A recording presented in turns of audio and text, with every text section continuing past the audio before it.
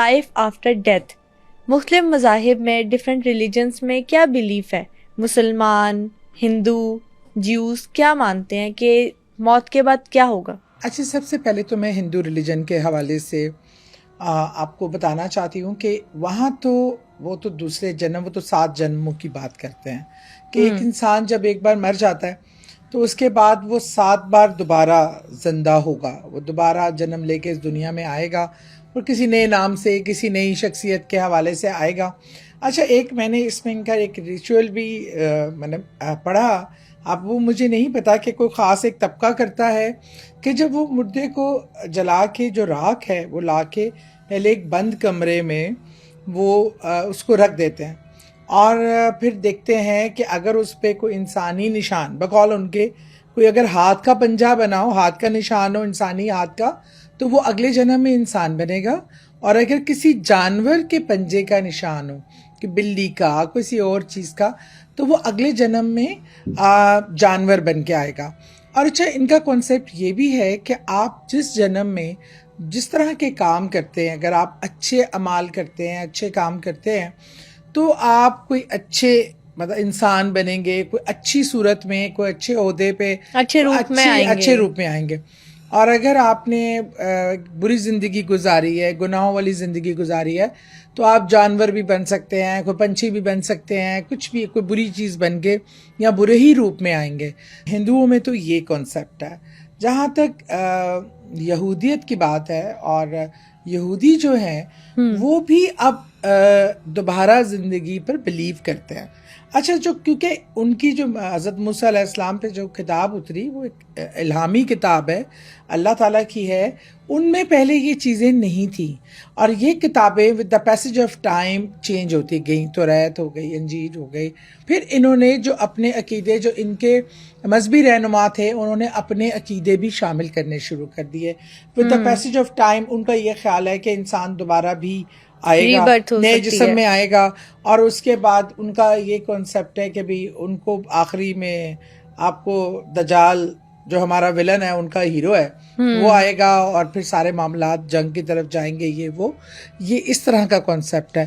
اس میں مسلمانوں کا کانسیپٹ سب سے واضح اور جس میں کوئی ابہام نہیں ہے، واضح طور پہ اس کے حوالے سے قرآن پاک میں پوری ڈیٹیلز درج ہے، اور رسول کریم صلی اللہ علیہ وسلم نے اس میں کھل کر اس چیز کو بتایا کہ جو انسان آیا ہے دنیا میں، موت برحق ہے، اس نے واپس جانا ہے.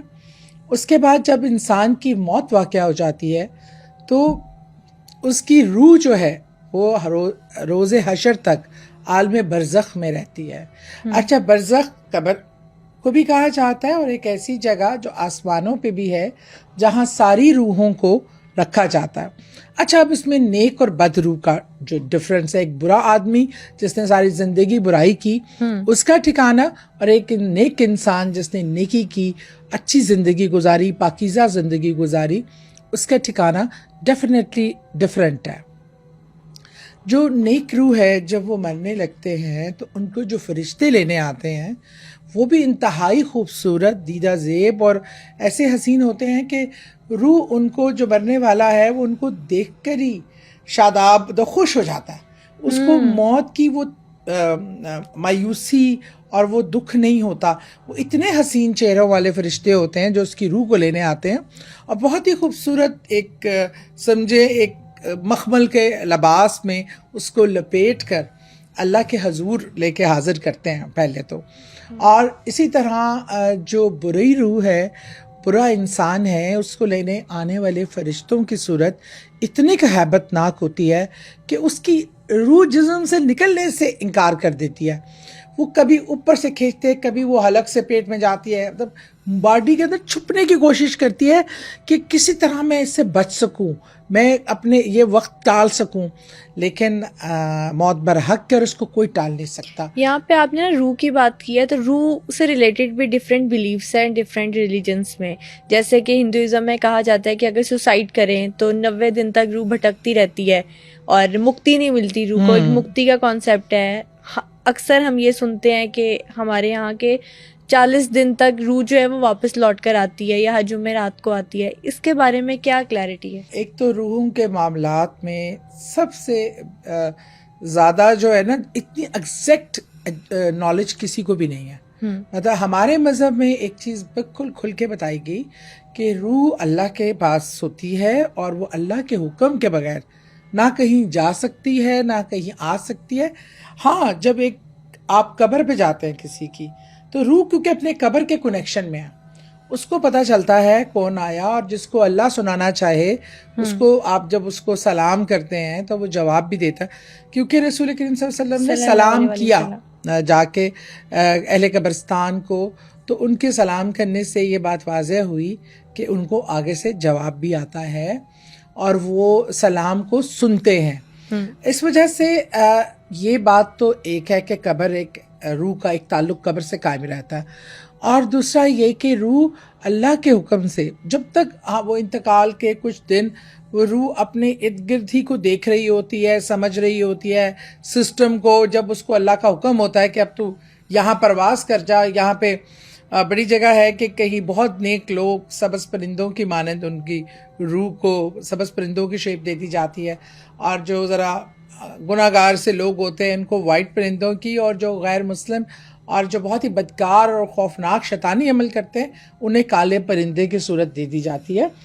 اچھا، لیکن ہندو مذہب میں یہ بات بہت زیادہ وہ ان کا بلیف بھی ہے کہ کوئی ایسی موت جو ان نیچرل ہو اور اس انسان کی وہ خواہش وہ چیزیں پوری نہ ہوئی ہوں تو وہ بھٹکتی ہے جب تک اس کو اپنی منزل نہیں مل جاتی، جب تک وہ اپنا انتقام نہیں لے لیتی. تو اس صورت میں ایسے کئی واقعات بھی ملتے ہیں. اچھا، اب ایک بات میں جو ذکر پہلے بھی کر چکی ہوں کہ ایسے کئی واقعات بھی ہوئے ہیں جو لوگوں نے دیکھے سنے، تو پھر ایک کوشچن پیدا ہوتا ہے کہ اگر ان کی بات بھی یہ صحیح ہے تو پھر اللہ نہ کرے ہمارا دین کامل ہے، کتاب کامل ہے، تو یہ تکرار کیسی ہے یہ دو تھاٹس کی؟ یہ ایسی یہاں کوئی الگ سسٹم ہے کہ ہندو روحوں کو اجازت مل جاتی ہے؟ تو ایسا ہرگز نہیں ہے.